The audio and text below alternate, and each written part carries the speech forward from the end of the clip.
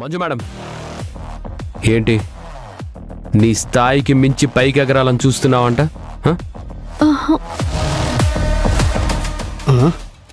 వార్తల్లోకి ఎక్కి వైరల్ అయ్యి ట్రెండ్ సృష్టించాలనుకుంటున్నావా? డైరెక్ట్గా ఎమ్మెల్యే మహానంది గారి కార్నే చెక్ చేసావంట? అది కాదు, అసలు ఏమైందంటే... చూడండి మంజు మేడం, మహానంద్ అన్న అందరిలాంటి ఎమ్మెల్యే కాదు. ఆయన ప్రజల మనిషి. ఆయన విషయంలో ఎవరు కలగజేసుకున్నా జనమే గట్టిగా జవాబిస్తారు. ఇంకోసారి ఎమ్మెల్యే గారి విషయంలో మీరు తలదూరిస్తే నేను మీ గురించి సీరియస్గా థింక్ చేయాల్సి ఉంటుంది. అయినా ఎమ్మెల్యే గారి కారు ఆపడానికి మీకెంత ధైర్యం? ఇంకెప్పుడన్నా ఆయన కారు కనపడితే పక్కకు వెళ్ళండి, అంతేకాని పరిగెత్తుకుంటూ వెళ్ళి చెక్ చేయాలనే చెత్త ఆలోచనను మీ మనసులో నుంచి తీసేయండి. ఇందులో నేను చేసిన తప్పేముంది?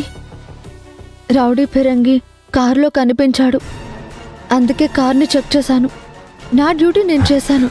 ఓకే, మీరు పోలీస్ కదా, మీకు హక్కు ఉంటుంది. కానీ ఒక్క విషయం గుర్తుపెట్టుకోండి, ఆయన మహానందన్న ఏ ఒక్కరికో కావాల్సిన వాడు కాదు, అందరికీ కావాల్సిన వాడు. అది గుర్తుపెట్టుకోండి.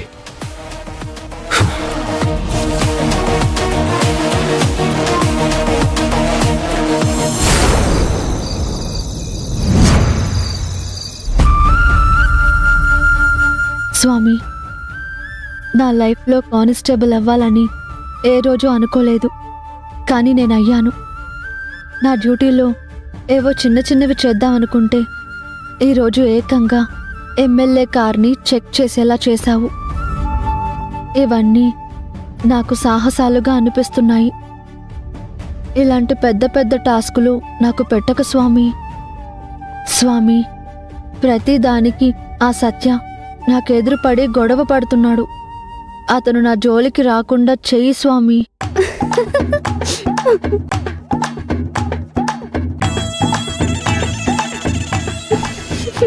ఎందుకు నవ్వుతున్నావే? దేశంలో గొడవలన్నీ దేవుడికి అప్పచెప్తున్నావా?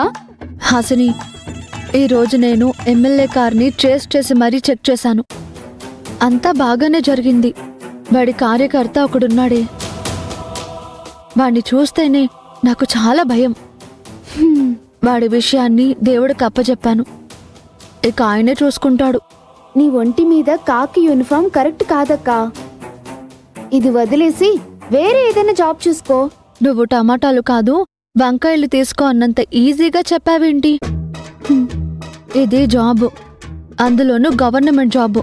మనం ఇలా తినగలుగుతున్నాము అంటే దానికి రీజన్ ఇదే. ఏంటి అక్క చెల్లెలేదో మాట్లాడుకుంటున్నారు? అమ్మా, అక్క పెళ్లి డీజేతో నువ్వెందుకు ఒప్పుకున్నావు? ఈ పెళ్లి క్యాన్సిల్ చేసేద్దాం. నేనెప్పుడు ఒప్పుకున్నానే? మీ అక్కే ఒప్పుకుంది. అప్పుడు పెళ్లికి సరే అన్న అక్కని ఇప్పుడు నో అనేలా చేయాలి. హాసిని, నువ్వు ఈ విషయం గురించి మాట్లాడకు. ఇది నేను చూసుకుంటాను. అక్క, ఇది నీకు అర్థమవుతుందా? ఇది నీ జీవితానికి సంబంధించిన విషయం. ఏంటి అందరూ ఏదో గూడు పుటాణి చేస్తున్నట్టున్నారు? ఏవేవో పథకాలు వేస్తున్నారు. మీరెన్ని పథకాలు వేసినా వేసుకోండి, చివరికి నా డీజేకి మంజుకి పెళ్లి జరిగే తీరుతుంది. మమ్మే,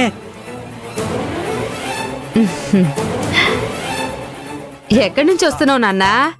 చేతిలో ఈ డబ్బా ఏంటి? ఇది డబ్బా కాదు మమ్మీ, స్వీట్ బాక్స్. నాకు జాబ్ వచ్చింది. నిజమా? అన్నపూర్ణ, చూసావా? నీకిలాంటి అల్లుడు దొరకడం నీ అదృష్టం, నీ కూతురు అదృష్టం. తీసుకో.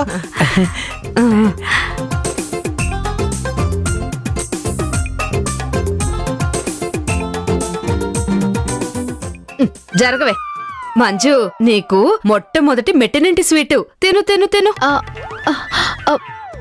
అయ్యో, ఏ నువ్వు కూడా తీసుకో. అన్నపూర్ణ, చూసావు కదా నీ అల్లుడు ఎంత ప్రయోజకుడయ్యాడో. జాబ్ సంపాదించుకుని స్వీట్ తీసుకొచ్చాడు. తీసుకో తీసుకో. రా నాన్న, నీకు దిష్టి తీస్తాను రా.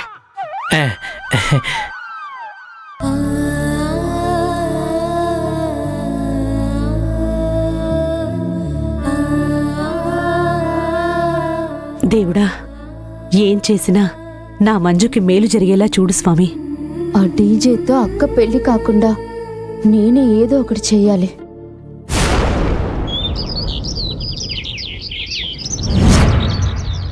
శ్రియప్రియ, మీరు ఆన్లైన్ లో చూసి సెలెక్ట్ చేసిన పెళ్లి కొడుకు బట్టల్ని అమృతకి చూపించండి. అమృత, వాళ్ళు సెలెక్ట్ చేసిన బట్టలు ఒకసారి చూడు. ఏవి బాగున్నాయో నువ్వే సెలెక్ట్ చేయి. సరే అత్తయ్య. వదినా, నేను ప్రియా సెలెక్ట్ చేశాం.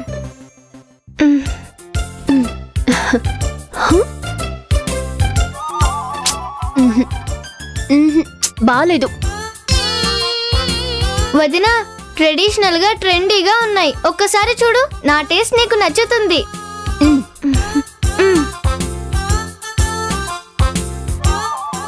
అస్సలు బాలేదు. దీనికి నిజంగానే ఆన్లైన్ మార్కెటింగ్ నచ్చలేదా? నా కూతుళ్ళకి టేస్ట్ లేదనా? అత్తయ్య, ప్రియా శ్రియా సెలెక్ట్ చేసిన డ్రెస్లు ఏవి నచ్చలేదు. ఇదిగోండి అత్తయ్య, ఇవి నేను సెలెక్ట్ చేశాను. ఎలా ఉన్నాయో చెప్పండి. అమ్మా, నేను బయటికి వెళ్ళొస్తాను. ఒరే సత్య, నీకు బట్టలు తీసుకోవాలరా, షాపింగ్కి వెళ్దామా? సరేనమ్మా, మీ ఇష్టం. ఏమండి, మీ అన్నయ్యకి బట్టలు కొనడానికి షాపింగ్కి వెళ్తున్నాం. మీరు కూడా రండి. సూర్య షాపింగ్కి వస్తే అక్కడ మీ నాన్న స్వీట్ షాప్ ని ఎవరు చూస్తారు? మీ తాత చూస్తాడా? షాపింగ్ కి సూర్య ఏం అక్కర్లేదు. నాన్న సూర్య, నువ్వు స్వీట్ షాప్కి వెళ్ళు. అలాగే అమ్మా. ఎవరైతే మీకు అన్యాయం చేశారో వాళ్ళ మీద మీరు స్టేషన్కి వచ్చి కంప్లైంట్ ఇవ్వండి. సరే, మంచిది, ఉంటాను. పర్లేదక్కా, నీకు మంచి ఫాలోయింగే ఉంది. అది సరే, ఆ డీజే ఇప్పుడు జాబ్ చేస్తున్నాడు కదా, అత్తయ్య వాళ్ళకి ఇక డబ్బులు ఇవ్వద్దు. ఏంటే, నీ నోరెప్పుడు ఊరికనే ఉండదా? దానికి లేనిపోయిన ఆలోచనలన్నీ పోసుకొచ్చినట్టు చెప్తున్నావు. నా కొడుకు ఉద్యోగం చేసినా సద్యోగం చేసినా వాడి సంపాదన వాడిదే, మీ అక్క సంపాదన మీ అక్కదే. రెండు చేతులు కలిస్తేనే చప్పట్లు అన్నట్లు ఇద్దరూ కలిసి సంపాదించుకుంటేనే రేపు మేడలు మిద్దెలు కట్టుకునేది. ఏంటి, ఈరోజు కూడా పోలీస్ బట్టలు వేసుకున్నావు? బట్టలు కొనడానికి వెళ్ళాలి, సెలవు పెట్టమని చెప్పాను కదా. నా దగ్గర డబ్బులు లేవత్తయ్యా. మణమ్మగారు అప్పు కూడా ఇంకా తీర్చలేదు. తిప్పు, బట్టలకే డబ్బులు లేవంటే రేపు పెళ్లికి కట్నం ఏమిస్తారు? గట్టిగా అడుగు, గట్టిగా. పెళ్లి పెట్టుకుని డబ్బులు లేవంటే ఎలా? వదినా, మీకు తెలియకుండా డబ్బులు మా దగ్గర ఎక్కడివి? మాకు తెలిసేటట్టుగా పెడతారా ఏంటి?